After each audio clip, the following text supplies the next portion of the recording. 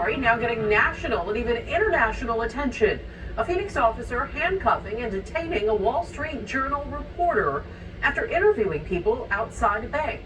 Police have not released body camera footage, but a bystander recorded what happened on her own cell phone. And tonight, ABC 15 Chief Investigator Dave Biscobings got an exclusive interview with that woman, and her story raises even deeper questions, both with what police did that day and what they're claiming now. I heard him say he was gonna leave. This is ridiculous.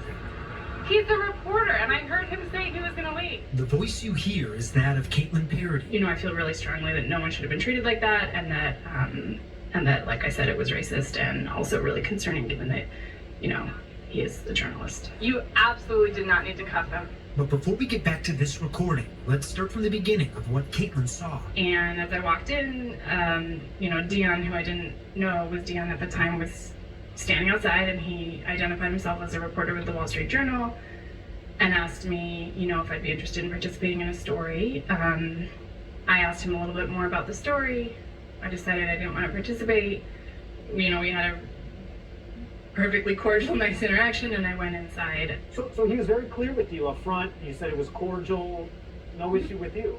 No, and I went inside, and when I got inside, I was like filling out my deposit form before I walked up to the teller, and I saw a police officer talking to the bank manager. This is ridiculous. This is the most obscene thing I think I've ever seen. That's why she started to get a bad feeling. One she said was confirmed when she got back outside. What made you think, like, hey, you know what, I'd better, you know, go stand over there and capture this video? It was just so egregious that, to me, that they were handcuffing a reporter and that it happened at the speed at which it happened. Caitlin and Dion both believe it's likely that her recording kept him from being arrested. And in Officer Caleb Zimmerman's incident report, he wrote that Dion committed trespassing, that there was probable cause to arrest him. The officer also claimed bank employees told Dion to leave, something the reporter says is not true. My husband's a journalist. He's also white, as am I. And in that moment, I just knew that he wouldn't be in handcuffs if things had gone the same way. Her husband does not work for ABC 15 or the Wall Street Journal. Now, Caitlin's recording also raises additional concerns, like the officer threatening to arrest her. I'm fine where I am. I'm not doing anything wrong. Will you get arrested as well? I think, like most people, I wasn't very clear on what my rights actually were. I knew it was important to record what was happening, regardless. I heard him say he would leave, and he was literally not doing anything. When backup arrived, another officer wrongly told her she had to be at least 8 feet back. Why are you standing on your back like that?